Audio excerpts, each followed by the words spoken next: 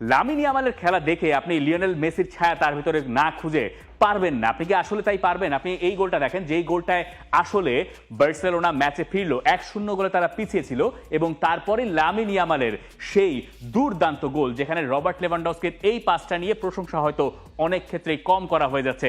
Lamine Yamal দৌড় শুরু করলেন এবং এরপরে আমি এদিকটায় আসতে বোধহয় আপনার বুঝতে সুবিধা হবে।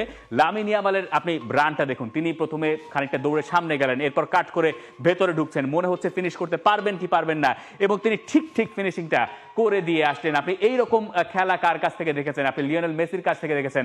17 বছর বয়সে লামিন ইয়ামালের খেলার ভেতরে সেই মেসির ছায়া খুঁজে পাওয়া যাচ্ছে। কি অদ্ভুত এক ব্যাপার! এমনটা এত দ্রুত হবে সেটা হয়তো আমরা কেউ ভাবি নাই। যদিও লিওনেল মেসি হওয়ার রাস্তা বহু দূরের পথ, এবং ওই রাস্তায় লামিন ইয়ামালকে যেতে হলে অনেক কাঠখড় পোড়াতে হবে। হয়তো হতে পারবেন কিনা সেটা কেউ আসলে জানেন না, কিন্তু মেসির সঙ্গে আপনি লামিন ইয়ামালের এই সাদৃশ্যগুলো খুঁজে খানিকটা তৃপ্তি পেতে পারেন যদি আপনি বার্সেলোনার সমর্থক হয়ে থাকেন।